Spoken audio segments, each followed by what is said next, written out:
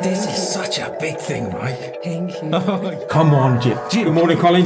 Morning. Thank you very much for coming on the show. Fantastic. Thank you for being on the show today. Thank you for- I wanted to be kind of businesslike. Can I see the other gift? Hello and welcome to Qatar's first sports podcast, In the Game. I'm your host, Steve Mackey, and we can't wait to introduce you to everything that is sports here in Qatar and afar. We're going to be bringing you personalities, company owners, institutions, individuals that are making a real difference. So, with us, enjoy the journey. It's fun, man. Sports is fun. Everyone, thank you for listening. Please send us your feedback on Facebook, Instagram, or Twitter. And don't forget to review us on your favorite podcast app. Hello and welcome to In the Game, Qatar's first sports podcast. Again, as always, absolute privilege. We're over this week. We're going to be interviewing all the cohorts from Qatar Sports Tech. And you know already that I think Qatar Sports Tech is one of the best things in Qatar. They're changing people's lives. And again, we've got a special guest all the way from Amsterdam today. So Lars, please introduce yourself and tell us about your app. Hi, Steve. Thank you very much for having us here. And it's a pleasure for doing this, of course. We are GymStory, a company based in the Netherlands, and we're fortunate enough to be selected by Qatar Sports Tech to be a part of this amazing program. And what we do actually is that we create a product that we want to use ourselves. It is a combination of an app and a sensor. But what it actually does is that it tracks your fitness activity. So I used to run back in the days when I thought of this product, and I used Runkeeper to track my runs, and it made it so much easier. It made it so much more fun. And when I got into the gym, because I like going to the gym and like to work out, there's nothing that worked the same. So I thought, how could that be? And the same, I use a tracker for sleeping. I use a track for skiing. I love trackers. It gives you insights. It helps you to improve. I like to improve myself. I like to gain progress. And that's how we came up with the product. So what we create is an activity tracker for inside the gym, but it works different than if you work outside, because there's no GPS function in there, and you work with machines. So you work with equipment.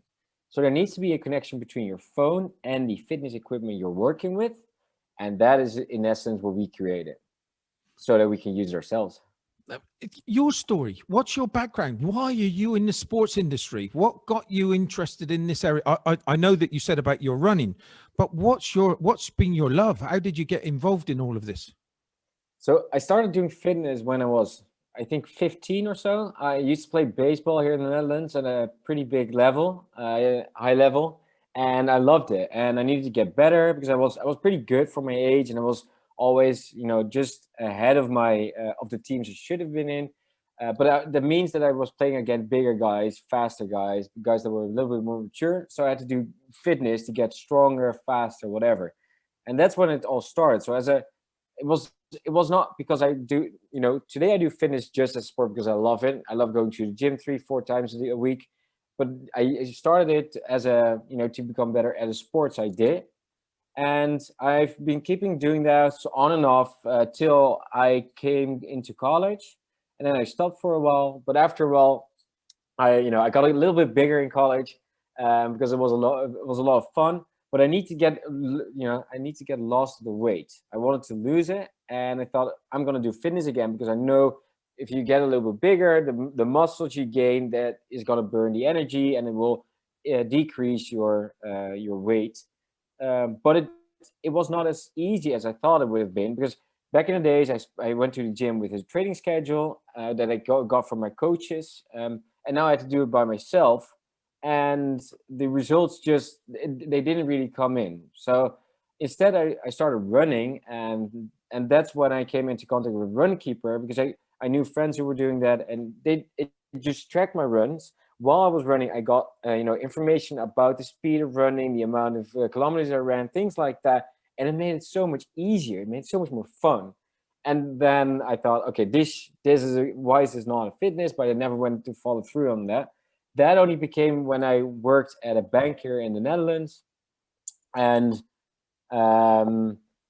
I still had this idea, but because I was still working on it, the fitness in a gym here in the Netherlands, but I started talking to the gym manager and I started talking to people in the gym. Okay, what do you use? Is there an app? Is there something I do not know?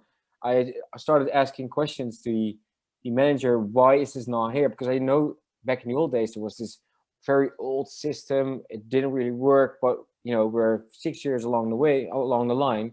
Why hasn't it progressed? And that's how this company actually started. So have you always been with this application? It's technology. Have you always been involved in technology? What did you do from a school perspective? How did you get the So I'm not the technical guy. There's three of us, and I'm the only non-technical guy. right? The thing is that I like to use technology. Computers, the smartphone, with sports. I grew up with technology, and I just thought of the idea because it already exists in other sports, so it's not that far off from the applications you can use there. But it's just different sport, different things you want to measure. So I thought of the idea. I went to a hackathon while I was working at a bank to get a grasp of what technology is needed. I took a day off, went to there, worked with a couple of these IT guys on my idea, and worked from that. Found my co-founders, and it progressed from that. Isn't it strange? So my background is actually, sorry? I'm sorry. Isn't it strange that you take a day off work, okay, and you go to one of these? You've already got your job in a bank. You can stay in the bank and you could be happy ever after, and you could kind of have your life plotted out for you for the next 15, 20 years. But you went to a hackathon just to see what it was like and see how you could kind of explore, and then you find your co-founders and partners at that event. It must have been that's going to be life-changing for you, right? Well, to be honest, I didn't find them at the event, but after. But the thing was, I wasn't happy at the bank. Right. I worked at a bank. I had a sales job. It paid well. I learned a lot, especially about all these financial products. But I wanted to do something different. I'm a hands-on guy. I like to try different things. I like to, be out there. And at a bank, this big bank, one of the largest in the Netherlands, it's all just so big and slow. And if everybody has an opinion, and if you want to change things, it doesn't really work. So I started at the bank, and it started off as an in-between job between my bachelor's and my master's, because I was always planning on doing a master's after, even though a lot of people thought that once I would get a job and I liked the pay, I would never go back to school, but I knew for sure I was going back. And then I was working there, and it just confirmed my thoughts. I need to go back to school. So before I did, I went to a hackathon. I wanted to learn more about the technology behind this idea so I could work from that. And the cool thing, and to be honest, is that while we worked at a bank, they had an innovation hub. So it was called Econic. And if you had a good idea that was profitable for the bank in the future, an innovative idea, you could pitch it in front of a board. And you could do that 2 or 3 times a year, I guess. And if they were, if they thought your idea had some potential, you were selected, and you could work in the time that you worked at the bank. So you got 1 day off your work to work at their innovation hub, and you got a sense of what in entrepreneurship is, how to create an idea, and how to follow up and through to a company. And that's when I first came in contact with real entrepreneurship, with innovation, with all these things. And this was just before I took the hackathon. So it started at the bank. Without the bank, I probably wouldn't have even been here. No, that's really good. Even though I didn't like it there. So with the partners, how did you meet the partners then? How did you kind of come across them? How did you have the same ideas? Yeah, so the cool thing is that Mathieu, there are 3 of us. So Michael and Mathieu and I. And Mathieu is a high school friend of mine.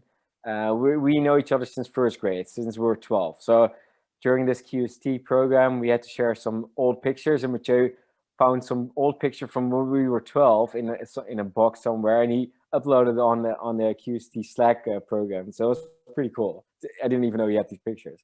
But once I had this idea, I knew I had to find some technology guys, and I just WhatsApped the guys from my high school, a couple of friends from back then that all went to Delft, because in Holland, Delft, there's a big technical university, and I just WhatsApped them, guys. I have this idea. I know which technologies I have to use. That. And I'm looking for someone who could help me. Maybe it's you, or maybe you know someone, but just get me into contact. And one of the guys was actually Mathieu, and he said, "That's a cool idea. Let's just have a cup of coffee and see what else there is." And that's how it started. And that was about 2.5 years ago. I was just going to ask. I was still in university. I was doing my master's in business administration because I wanted to do my own, start my own company and follow through on this idea. We started off. He did the technology. He did it's called a POC, a proof of concept, if the basics of the technology would work, and it did. And then I said to him, okay, if that works, I'm just going to risk it all. I'm not going to take another job. I'm just live on my on the little money I have, and just see how long we can do this, innovate, see how far we can get with the product, and we'll see from there. And if I have to take a second job or whatever, but let's just give it a try. And then about 1.5 years ago, little over 1.5 years ago, we found Michael, but that was like via a mentor I had, and he knew someone, and a friend of his was maybe interested in a project like this, and that turned out to be Michael. And we hit it off immediately, right from the start. We worked together, and now we're all working full time, believing in our products and finishing off to make a tremendous start. It must be a wonderful feeling, right? Can you kind of try to explain that to people, that once you find a partnership that you love, that you back up and support each other? Yeah, it's amazing. To be very honest, before Michael, we had another guy. He was a friend of Mathieu's, and we thought this guy is good. He was nice. We had good laughs, and he believed in the product. But he straight away, he said, okay, I want this and this percentage of the company. And we were like, we were already happy. We found someone who could help us, right? But after a while, it turned out that he was slumpy. He didn't do his work. He didn't make any deadlines. And then he got stressed and he didn't do anything. So fortunately for us, he said, okay, well, thank you for the great time. I don't need my percentage anymore. I'm leaving because I cannot cope with this. And we didn't have any problems from that. And so that experience prior to Michael, who was very relaxed, and he said, I just want to see how this works and see how we work together, and then we'll see about percentages and how we're going to structure this.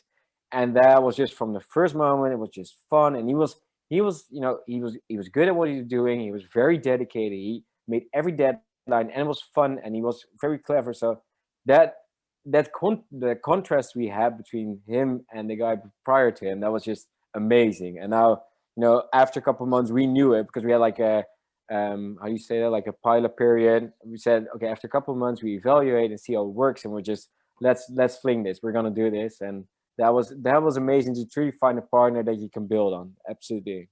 This is a really important question, especially because you've just brought out, I won't say it was a conflict, but it potentially could have been a conflict. It could have been the end of a project when you had somebody that just didn't fit. Luckily, he crossed himself off and you were able to go forward. Did it teach you a lesson back then to kind of make sure that you didn't want to learn that lesson again? And how do you deal with people's different ideas? How do you get over those type of things? Yeah, so that by far was the biggest learning we've had so far. Is that team is very important, and second, don't speed things, because these things, especially in this early stage, are very important. So even we found an advisor who's going to help us starting December 1st, and he's like an industry expert. He's an investor in a gym chain, and he's like a large fish for it, right? He's going to really help us.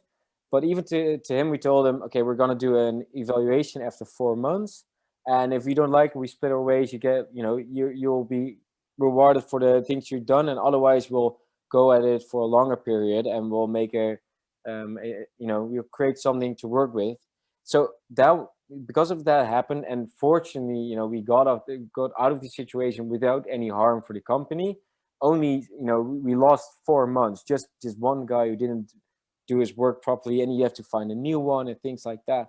But that was just the biggest learning. So be very careful with who do you take on board, and just always ask for like a pilot period in which you evaluate after a couple of months. Because if it doesn't work, that's all right. And if the someone you're working with, he believes in the company and what you're doing, he will always say yes, because he knows in the bottom of his heart that that's the right thing to do it. So that was a big learning for us, and fortunately it wasn't that harmful.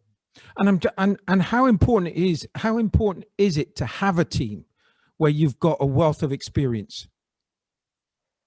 So yeah, it's in that sense very important that Michael is very skilled in what he does, and he does this for years. So everything we're talking over what's within his skill set, he knows about. Mathieu is very experienced in what he does, and he's been doing that for a couple of years as well. So he is experienced in what he does. He has, and this, I did sales for over I did maybe 3 years.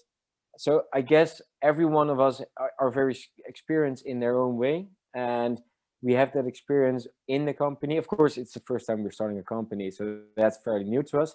But all our skill sets, that's where we are okay with, and that's where we have the experience that we need. And I think that it's very good that you tried things differently with the newest technologies, because you have no idea. You're building this for the first time. That could also work to your benefit. Lars, the sales job is an easy job though, right?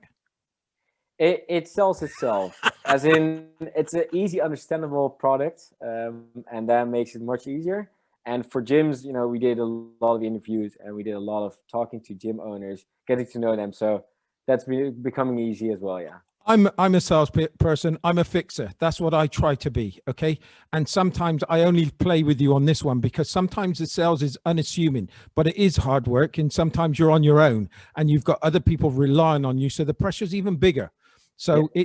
I wanted to play with you at that stage. I'm sorry for doing that, but it's very important that you do have skill sets in each of the roles, because those roles are crucial to the business. And when I say that you've got developers, you've got people that are part of the team, and they all provide a certain service, that there's not one part of that whole equation that one is stronger than the other. Everything has to be a team, and it's got to be cohesive. It's got to be pulling together in all the right directions. Yeah, you're absolutely right. And I think you've learned the hard way, but it's a good lesson to learn in the early stages. And that's, I hope, that comes over today with people that are thinking about starting up. If there's anything I would really recommend, is that our learning, because that's so important for anyone who crosses this as well. Yeah. So you've taken a lot of risk personally, your ideas, and then walking away from a job and saying, I'm going to go at this full on. How is the journey been, so that you've got this moving forward? You're doing multiple jobs, multiple kind of ways to get this working. The hours you must be putting in are incredible. How did you get to this stage now that you've come into the QST, and what type of opportunity do you see this as? Yeah, so it's been the journey. It's true there were a lot of hours, but I loved it. After I run out of money, I took a second job at a restaurant, so I could work in the weekends and at nights. But I like talking to people, so I did sales while doing that, working there.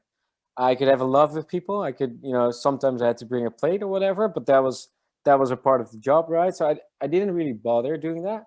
And then the best thing that QST is for us are two things actually. Is that one, since QST we have a lot of traction. Well, it started with QST, and then we got more funding, and we got this advisor, and it's just we believe in our product, and now it's being confirmed by everyone else, because people are putting money in your idea, and they're trusting you, and they're investing in you, and so they're confirming whatever we always thought, is that our product is needed and people like it. And that's a good feeling that anyone else also confirms that, right? So that's one thing. And the second one is that we finally can work on this product just just only as one job, right? So I don't have to take a second job. The same comes for Mathieu and Michael.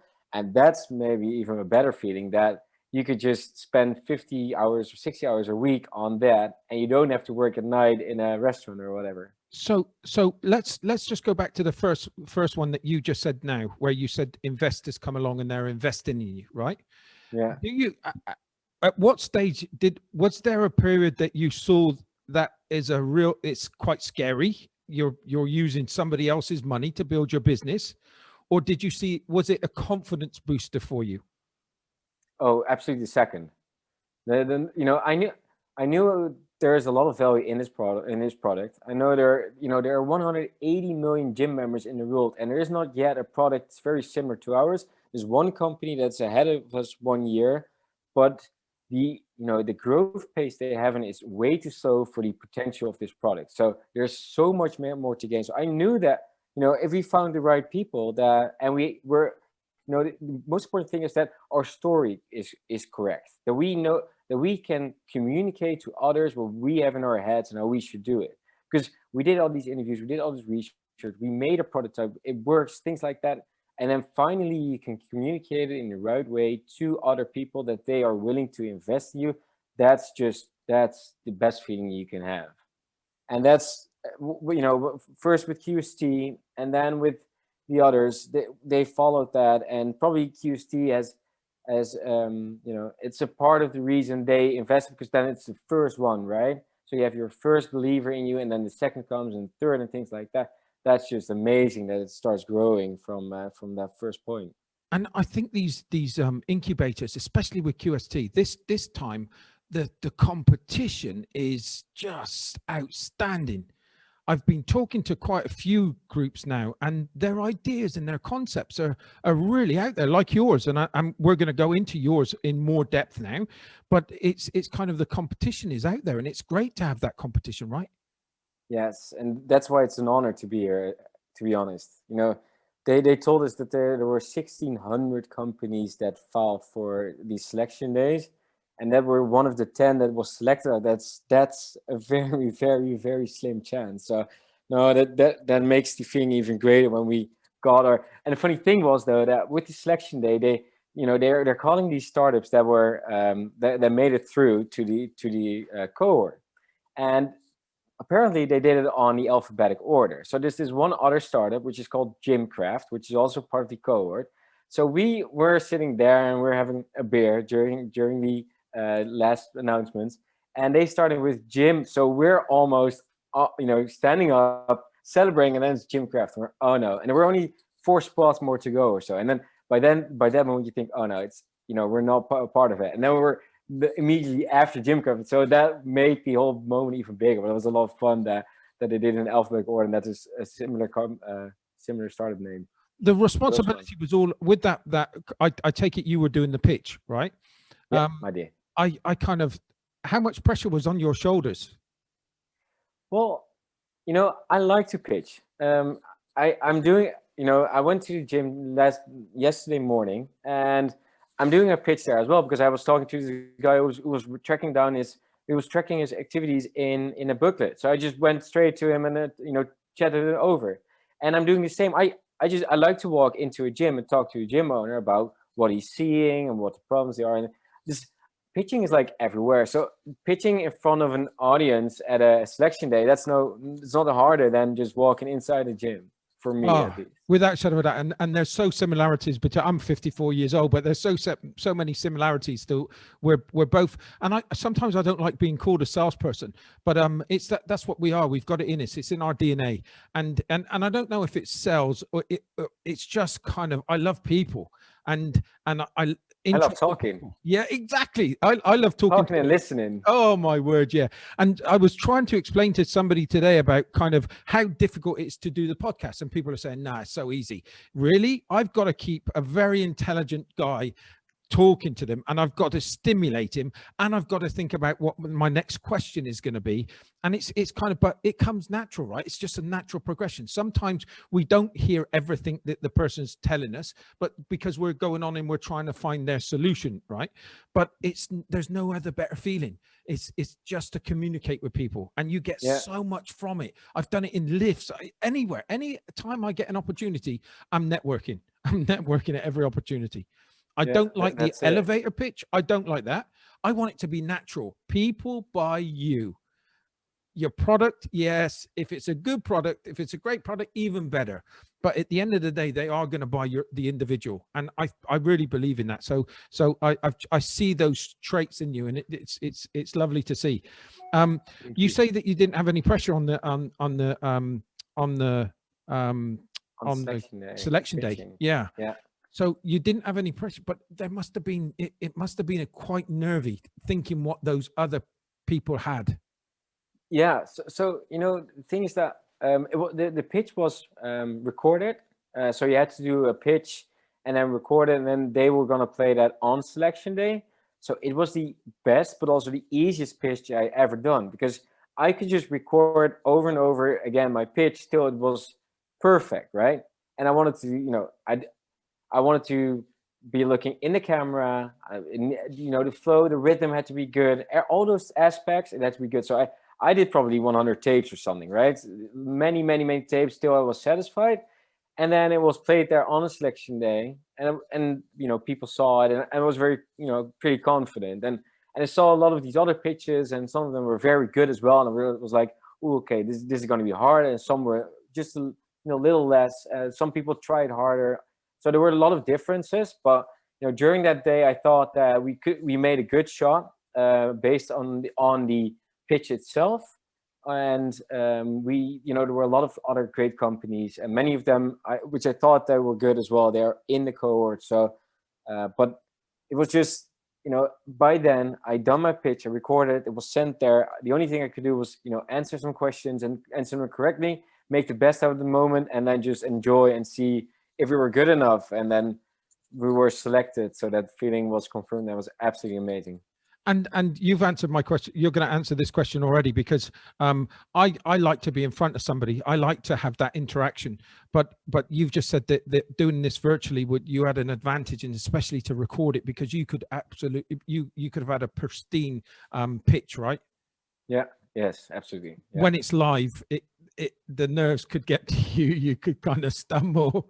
Exactly, and you might skip a word or whatever. It's just as perfect as it can be recorded, you'll never do it on pitch. Even though on stage, it's the adrenaline is pumping, and you can see other people, you can look them in the eye, and you can you're enjoying more of the moment. But the pitch, as good as recording, will never be on stage, unfortunately. And I keep on I want to keep on telling people, you only had three. I was going to say 3 hours then, but you didn't have 3 hours. You had 3 minutes to get your pitch across. So every word has to count, right? And that's why it needs to be perfect. So come on. So we've talked about the experience of getting to this stage now. And I know that you've told us briefly, but what is your dream? Where do you want to take this, and what's your app all about? Again, give it a bit more detail. Yeah. So what my personal goal, what our personal goal is, that we want to make a product that people love. And as much as I love the Runkeeper for running and ski tracking for skiing, I cannot go skiing without the tracker app. It's really a disappointment if I lose a track, but because I pressed too late. So I want people to experience the same feeling with our product. And I would love that, because I know that for me, it works very well, because it makes me go more often. I'm more motivated to go running, because I don't really like running, but I know it's good for me. It's good for my health. So I do it to stay fit. And that's why I think that, that's a key point for our product as well, because there are a lot of people that go to the gym, but it's not their favorite place to go to. And that's why if it rains or if they forgot something, it's the first thing they will drop. And how beautiful would it be if our product can help people to keep on going, go to gym, stay fit, become healthy, and stay healthy, be the best version of themselves. Because even if, I know myself, I was a bit heavier back then. I wasn't feeling that great. I was not the best version of myself. Now I'm mentally good because I'm fit. I'm physically good, right? So I want to help people that, one, have a great experience at the gym, actually enjoy it at the gym, and become the best version of themselves, being fit and healthy. I think your app is going to do something else, and that's you're going to get more people back into the gym when obviously we're in the COVID period. It's one of those things, and it's a really tough time at the moment. But when this does open back up again, retainers, gyms are losing 60% of their members on a yearly basis. So they'll come in and they'll lose that membership, and they've got to bring people back in. But if you're encouraging people to come back in and build relationships with the gym themselves, and the gyms can take advantage of that, you've got another opportunity of making sure that they're not going to go anywhere else. So if they're coming back in and using the gym more regular, you've got another opportunity of building that emotional relationship with your members. Absolutely. We create a product for ourselves, right? But it is a B2B product. It's for the gym. It's engagement. The engagement with the members will be way better. People will like it more. They will get back to the gym. It's a new USP for gyms, right? Because this is new. This is something not seen before. So if the first gyms that will acquire our products, they will be the first to attain new people to the gym because they have this new innovative cool idea that everyone wants to use. I'm sorry, what areas does this app cover? So you're talking about a gym in the gym. What are the things that it's going to be covering? So it's the app is in essentially three things. One, it's an activity tracker. Two, it's a social community, so you can share your activities with friends, gym buddies, whoever. And three, it's something called gamification. So based on the activities you tracked, on your results, you can play games, you can compete one another, you can do all these things that makes fitness more fun. And that's going to help people to go to the gym and stay a part of the gym. Because as you said, and that's correct, that even before Corona, gyms or fitness had a very big churn or attrition rate. So of every 100 users that come into the gym, 30 are not a member the year after. And 80% of those 30, so about 25 people, are not a member of the gym within 12 weeks. So there's many improvements to make within that 12-week period. And we can help with that because we can engage with them. Gyms will have, and this is the first time this will be ever possible, they will have information on what indicators actually make people go out of the gym. So let's say that there are 20 people, the top 20% of the gym goers, they do a certain schedule or certain exercises. We will be the first to see that. And you can pinpoint anyone that does other exercises that will make them leave. And you can say, okay, we're going to send you notifications. Try these exercises. Try things like that. Because that will, make you fit. It will help you. And then you can turn people that would otherwise leave the gym, you can turn them around and make them very good and happy gym members. And that's what we're going to do for gyms. I think that, and I'm loving your app. It's like I just listening to you because I understand how important in sports. And again, I've interviewed quite a few people now, and I've been lucky, blessed, really. And it's all about the social side of it, the kind of social joining in. It's like being a part of something. So if you could have if you're playing competitions and with your friends, you're kind of going backwards and forwards and saying, look how much I bench pressed, or this is what I did, or that's what I done. Look at this. It then encourages them to go out and beat that, to get back on top again. Exactly. Absolutely. And to be honest, that's actually where the name comes from, because it's called GymStory, right? So this is the social part of gymming, of going to the gym, is that you see other people, you see them, doing their exercises. Some look pretty good. But you also have these idols or friends, and they all look good, right? And you want to know what exercises are they doing to look that good? Because I want to do the same thing. And we will provide you with the information on your friends, on your idols, on your favorite professional athlete, on the exercises they are doing. And you can upload them to your profile, do exactly the same, and look how you want to be. Whoa, that's pretty impressive. It's Thanks. pretty impressive. How long is this? You say you're going through you're going to be pushing this out there. It's going to be ready to launch very soon.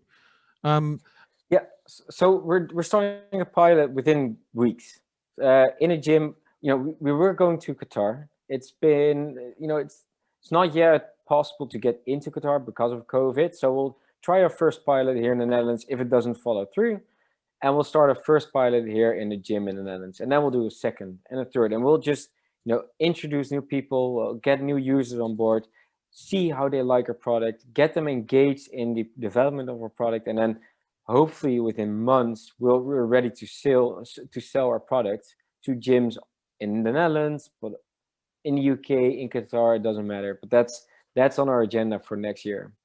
And I suppose the next step, or if it's something that you're going to be planning, you'll be able to white label these for the gyms as well, so that it could be part of their kind of encouragement to their members, right?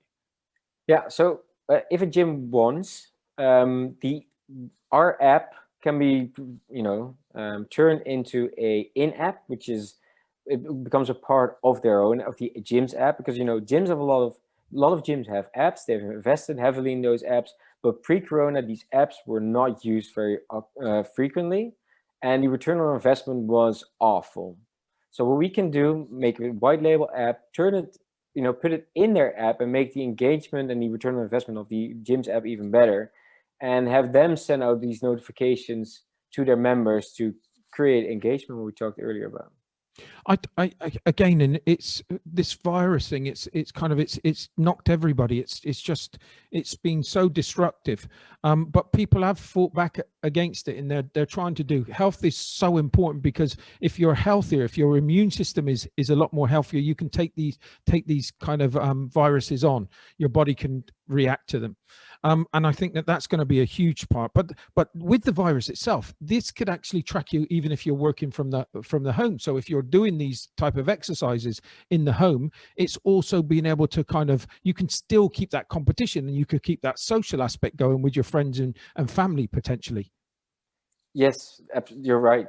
If you have a sensor at home, you could still do that, for sure. How have you found the incubator so far? Because I know that you've been doing it virtually. Yes.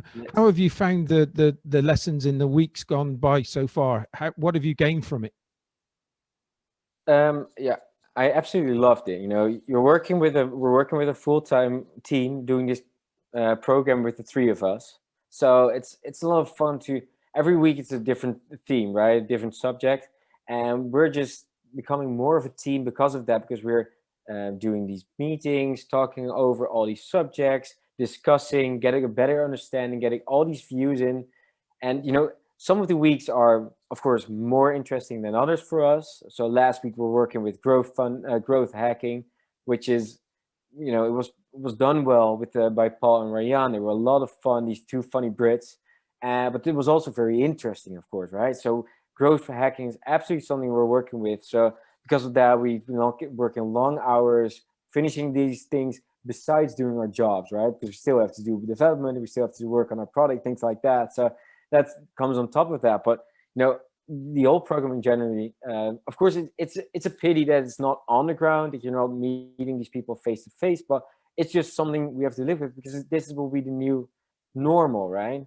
On remote, on the spot, wherever you are, you can always be a part of a program, because you don't need to be on the ground, and that's just a good thing. And, you know, with Qatar Sports Tech, it has already given us so much in return, as in we could work here with the three of us full time. We're making these big leaps in progress. We're doing pretty good, and the subjects are a lot of fun. It's good to work on that. So no, it's absolutely great. We love it. And the doors are going to open for you is going to be huge, right? It's going to be, because I don't think your app is going to be just purely for gyms. I think it's going to be open to everybody. I know gyms is the thing, but it's going to be able to kind of get people, and it's going to be a getting people to communicate and build communities. And I think that's a really kind of powerful tool that you're going to have.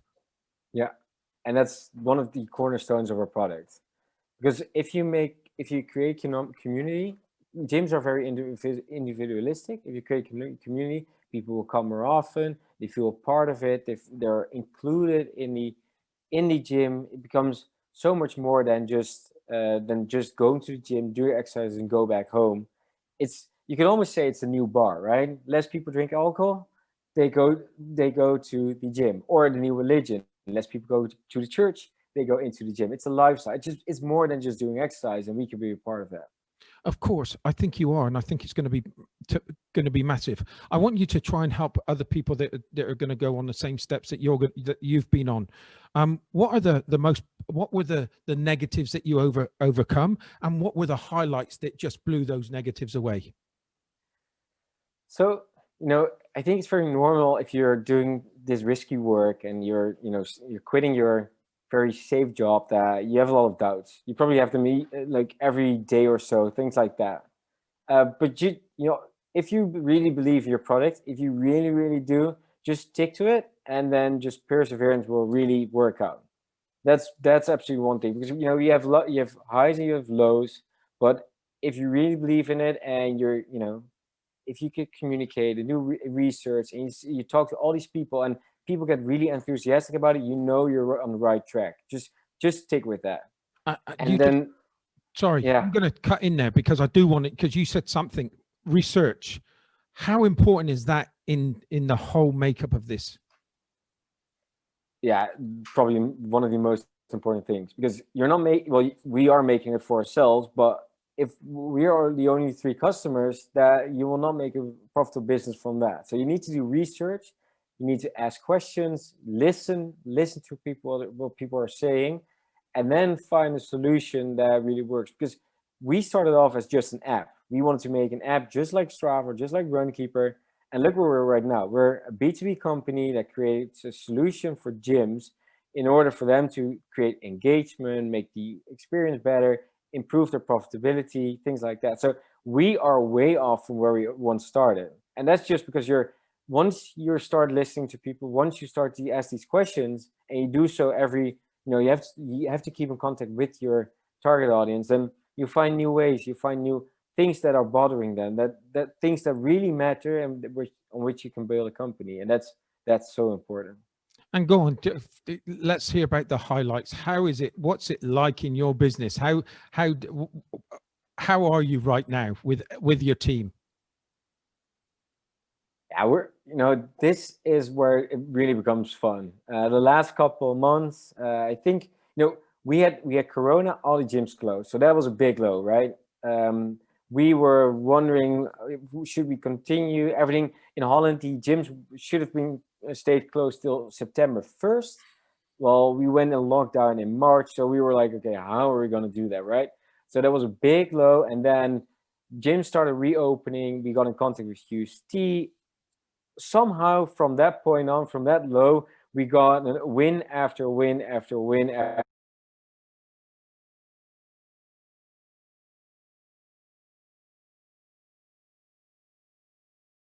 We're probably right now at the highest point after just 6 months after the lowest point. So that's amazing. That's purely amazing. After when it first began, did you sit down and kind of weep, or did you see how you could get better? Well, to be honest, we tried to make an online platform for online fitness. So we did extra hours. We pumped extra money in a plan B, and I think we worked on it for 5 weeks straight. Michael did hours every day, so he was still working at his other job, just like me. But he came back from his job, working from home. So he got out of his bed at 8 o'clock in the morning or 9 o'clock. Went to work straight ahead. Then at 5 he was done, and he started working on this other platform, which is an online platform, so you could do gym classes, but done at home. So the trainers were filming it at their place, and you could participate. And it's big because a lot of companies are now doing it. And he worked till 3 in the morning, 3 a.m., and then he went back to bed. And that was his day, like every day. So we tried to make the best out of it and try something else.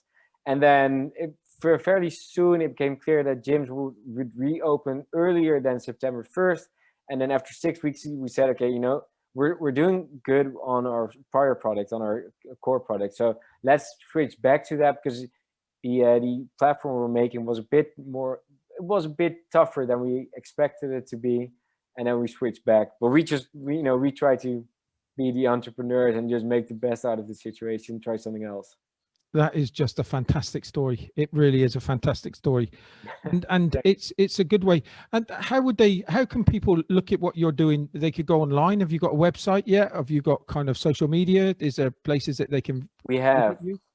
Our website is yourgymstory.com, and you can find us under our name GymStory at every social media. So we have Instagram, Facebook, YouTube, LinkedIn, and Twitter. And please follow us, because that would mean a lot to us. On the website, you can subscribe, which we're compiling a list of potential users. We have over a couple hundred now, and people that cannot wait to use our product. So if that's one of you, then please go to our website and subscribe. That'd be awesome. Lars, it's wonderful to listen to you today, and just talking to you today. You deserve where you are today. You deserve it, and I wish you all the best with the QST, because it's a wonderful thing that they're doing, and you deserve it. You and your team deserve it, and I'm lucky enough to have shared your story today, because it's been wonderful. Thank you very much, Steve. It's an honor to be here with you in your podcast. And I loved every second. The time flies while you're doing this, so thank you very much. You've done something for me today. It's like the amount of information you give to startups and information that what they're going to have to go through, and what you had to go through, and what they're potentially having to go through. And again, one of the things that I like that you said today about if you are going to be pitching on digital, so that you can prepare your pitch, even if it's 1,000 times, get it perfect. You've got the opportunity to do 100, to do 1,000 takes, but make sure it's the best possible pitch that you can do. And I love that what you said today, because film technology is the best way of using it, and that's what you've done is brilliant. Yeah, and it was so frustrating doing all those 100 takes. It was like every time you were almost at the end, but you just have to continue, keep going. And fortunately, I had my girlfriend with me who said, you have to do this right. You have to do it exactly perfect. And then this one time you just tape the perfect one, and then that feeling makes all the 100 tapes worth it. So 100%. But isn't that just life? Isn't that the story? Yeah, our story? Absolutely. It's like those are the special moments, and it's been a special moment that I've shared with you today. So thank you so much for coming on the show today, and thanks for taking part, because again, I'm going to say it one more time, and I know people are saying, oh, he's repeating himself, but you have a fantastic story. GymStory, fantastic, wonderful. It was a great to learn more about it. So thanks for joining us today. Thank you very much, Steve, for being here. Absolutely. Everybody, I hope you enjoyed this show as much as I did. Can you see what there's people out there that really do want to make a difference, and the difference that they're making with this application is going to be, I can't believe how much it's going to benefit, not just the individual, but everybody within that industry, from the gym, from the individuals, from the community. It's going to be immense. So it's just one of those. What's your idea? What are you going to go out there and do? You can make a difference, just like Lars and his team is doing. So everybody, thanks for listening today. Hope you enjoyed the story. Until the next one, catch you for now. Cheers then. Thank you. And Lars, thanks once again. Everyone, thank you for listening. Please send us your feedback on Facebook, Instagram, or Twitter. And don't forget to review us on your favorite podcast app.